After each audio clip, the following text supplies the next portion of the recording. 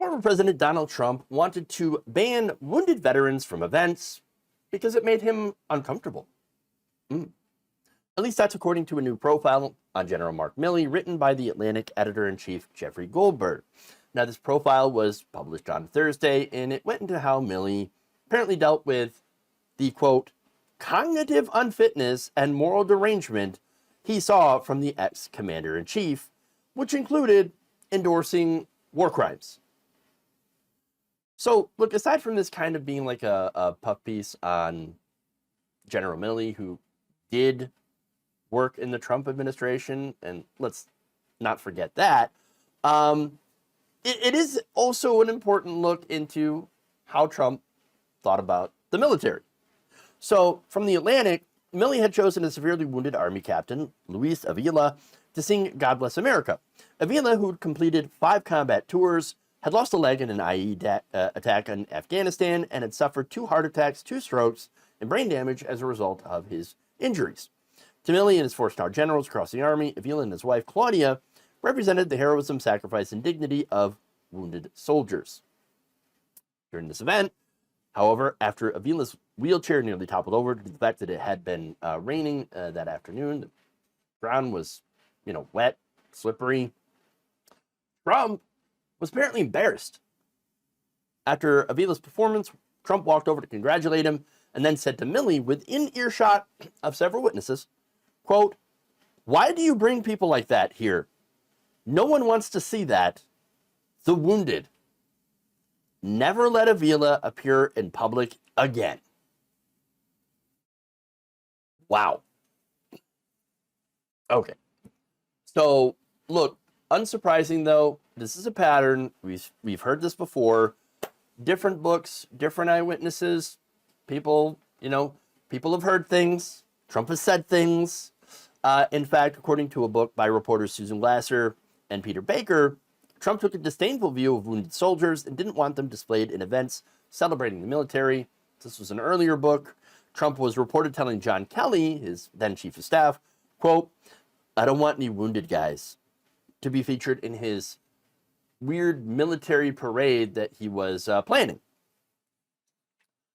Now, I'm sure many of you also remember other statements that he has made against wounded veterans or just veterans in general. Remember John McCain, somebody that I disagreed with quite a bit when he was alive. He was a former POW, and he basically said, I like people who don't get captured.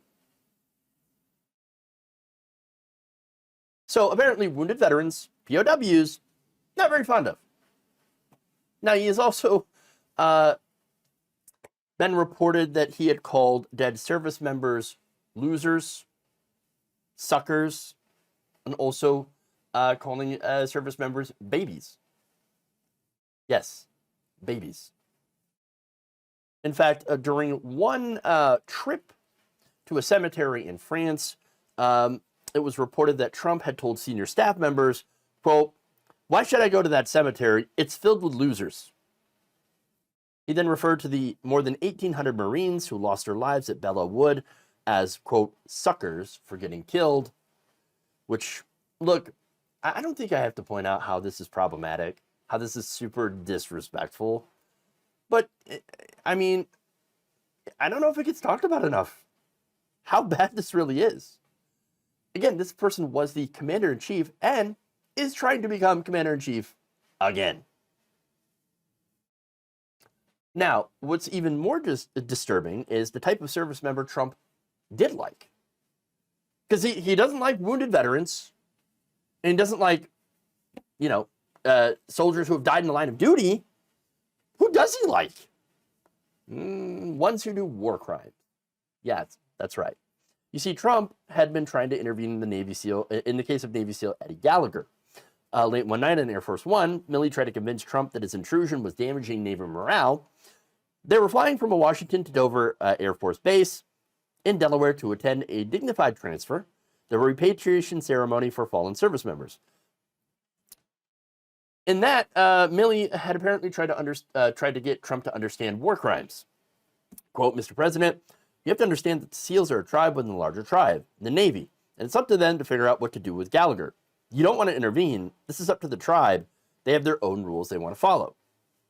Trump called Gallagher a hero and said he didn't understand why he was being punished. Milley explained because he had slit the throat of a wounded prisoner. Trump replied, "The guy was going to die anyway." Milley answered, "Mr. President, we have military ethics and laws about what happens in battle. We can't do that kind of thing. It's a war crime."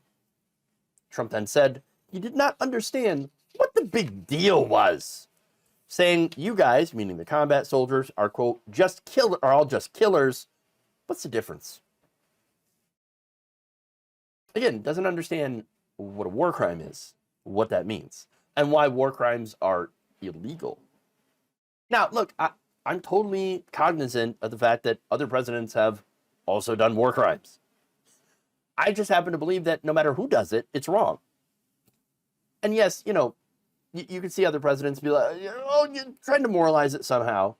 Usually they fail, but not Donald Trump, because he didn't try to moralize it at all.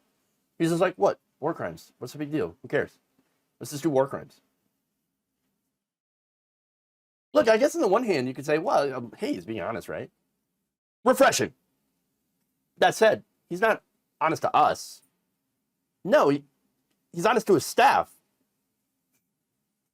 Maybe he thought nobody was going to overhear him. Maybe he didn't care. Maybe he didn't even think about it. That's just his honest reaction. Oh, war crimes. Why not? Who cares? Other than that, he obviously didn't want to be there. At the cemetery, and he obviously was, totally fine with murder. That's it. And look, here's the thing too. This doesn't just extend to like wounded veterans and things like that. No, he also has a similar stance in the Special Olympics, remember? Where he's like, oh, it's tough to watch. Why is it tough for you to watch? What's wrong? What's wrong with the Special Olympics? You got some problem with disabled people? I think he does. I think he thinks that these people aren't deserving of basic humanity and respect because they're disabled. Sees people with disabilities perhaps as less than people, as just broken. That's what I believe. I believe that he sees people like that and goes, oh, makes me uncomfortable. I don't like it. I don't want to see it. Why? Because you might have to actually address people with a little bit of humility, a little bit of humanity. I don't think he's got that in him. But that's who he is. And it still amazes me to this day that there are people out there who choose not to see this man for who he actually is.